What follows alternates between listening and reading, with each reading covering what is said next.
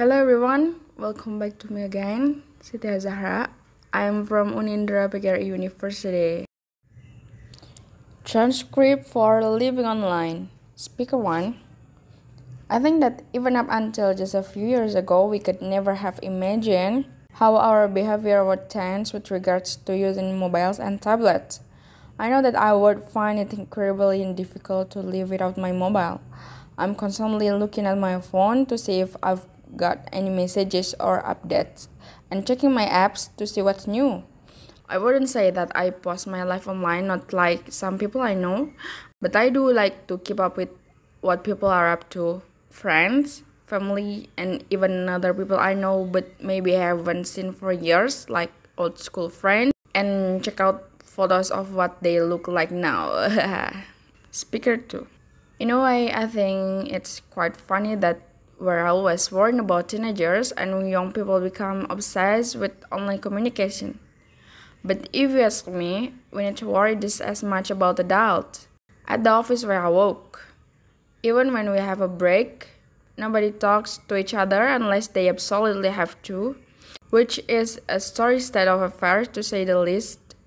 Everyone's too busy checking their social networks and sending messages to have time to communicate face to face.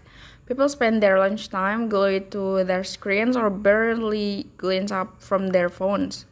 Even during meetings, people can resist subtly checking their phone. And what really irritates me is when you are trying to talk to someone and they're more instead in looking at their phone than paying attention to what you're saying. Even though you're right in front of them, pubbing, I think it's called. Speaker 3. I was listening to this discussion on the radio the other day talking about online communication, and they were talking about FOMO, or what was it? Fear of missing out, which apparently is a kind of modern day psychological syndrome which we're affected by because of our obsession with online communication. Basically, they were saying that the reason why people feel that they have to be connected 24/7 and communicate everything they are doing and keep up with everything that other people we know are doing is down to this fear of missing out. We're worried that everyone is having more fun than us or doing something more exciting than us. They also say that because we're spending more time communicating in the online world, we're losing the ability to enjoy the present. Speaker 4. My generation is so different to my parents. I mean, they're always telling me that they grew up in a world without mobiles and social networking and they manage fine. Hard to imagine how they ran to meet their friends without a phone, but they say they did.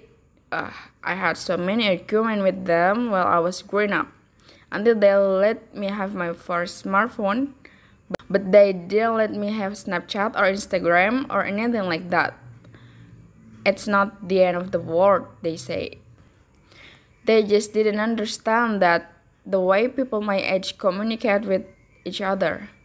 Nobody actually talks on the phone anymore. They have no idea how much I miss out on net school being the only one who didn't have Snapchat. Also at school we had lots of talk and stuff on how to stay safe online, and most of us knew that anything you post online was going to be there forever. Speaker 5. For me, one of the best things about online communication is that you can stay in touch with everyone. At the same time, all the time. You know exactly what's going on, when and where, so you never miss out of anything. In love, the fact that you can update all your friends on what's going on in your life and they can respond immediately with a like or a comment, so you feel like you're together with people even though you might be completely alone sitting on a bus or at home. I shared lots of photos, but I only post up my best edit shots. I hate it when people I know post photos of me not looking my best. I think that's all from me. Thank you for watching.